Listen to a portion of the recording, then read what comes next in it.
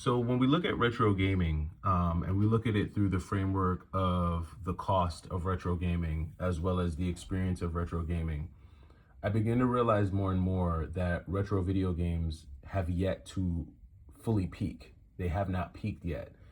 And I waver on this notion from time to time because obviously we know what happened 6 years ago.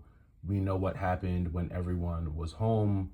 And we saw what happened to the price of video games due to everyone having to be home and that massive global wave of nostalgia that just hit, causing retro video game prices to surge. But even beyond that, we also saw how the experience of retro gaming was somewhat of it was almost therapeutic for a lot of people during that time because of the healing waves of nostalgia that it produced when experiencing these games. And the funny part of it is that whereas many could have chosen to emulate these retro games or find other ways to play them, many opted for the physical versions of these games. They wanted to go back and hold plastic. They wanted to feel cartridges. They wanted to flick the on switch on a Sega Genesis. They wanted that because they wanted to immerse themselves in the full experience.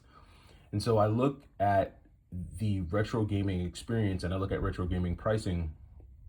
And here in 2026, as I rebuild my retro collection, I realize that it still has not peaked yet. And you might say, well, Y2K, why do you feel that way? Well, I feel that way because there are more horizons for us to get to, I think, not just with video games, but just life, in general, and what we're seeing just in the economy, what we're experiencing, the introduction of AI, which, even if we were to just focus on AI, I mean, that is a frontier that, we're barely at the tip of the iceberg of that, right? We're barely there. Like we're at the very early stages of that.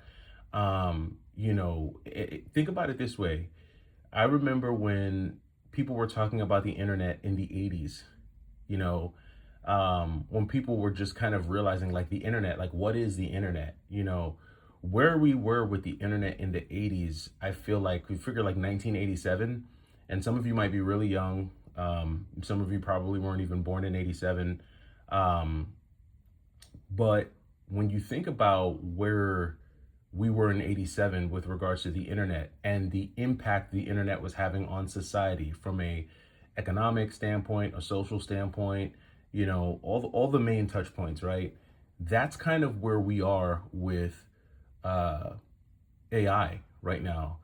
And obviously the maturation of our experience with AI is going to happen at an exponentially faster rate in terms of how we interact with it, how we engage with it, meaning it won't take the 30 plus years it took for us to get where we are today with the internet, from where we started in the 80s. It's not going to take us 30 plus years to get to this level of proficiency with AI.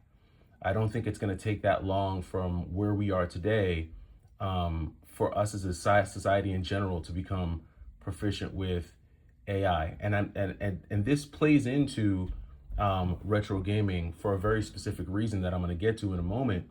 But once we see how this changes and reshapes society, I think you're going to see a good amount of people start to cling to old school stuff. People are going to cling to the stuff that they remember prior to this new dawn, to this new age, prior to the horizon that we're approaching when it comes to AI. And that's going to involve everything from record players to Walkmans to CD players to Cabbage Patch Dolls to Teletubbies to Beanie Babies to, all that stuff, all that stuff.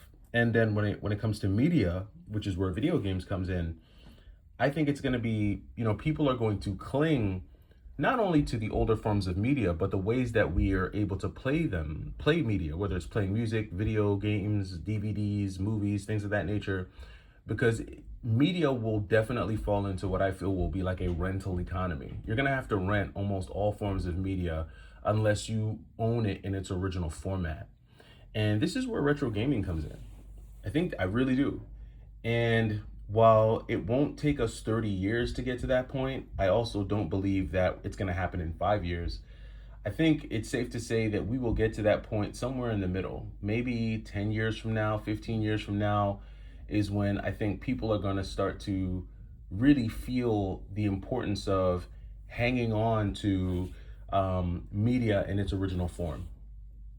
And, you know, it's kind of one of those things where we've heard it for so long, we've been hearing it for such a long time that people are going to take that idea and that notion for granted until you run into a scenario where you try to play a video game and you can't because it was removed from the platform that you play all of your video games on, or you can no longer access it digitally, or it's been delisted, or all the copies that were once available, and could be easily found at Goodwill or a yard sale or, GameStop or whatever the case may be. Now you can't find it anymore. It's nowhere to be found. And only the people who were able to retain these physical copies are the ones who have the ability to enjoy it whenever they choose to do so.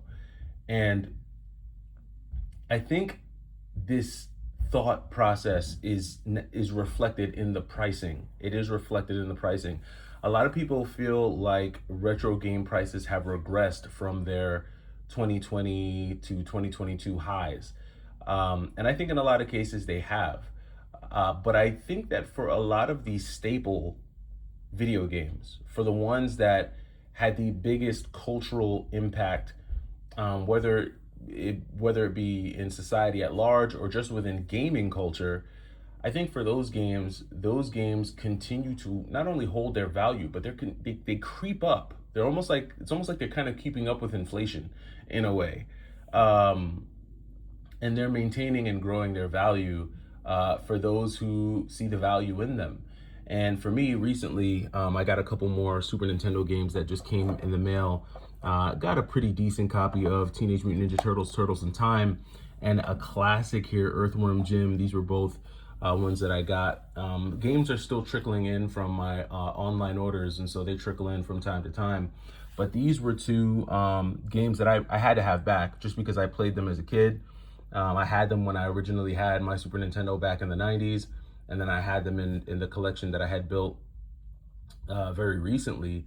And it's just crazy to think that even still today, Teenage Mutant Ninja Turtles is a $40 to $50 game, loose cart.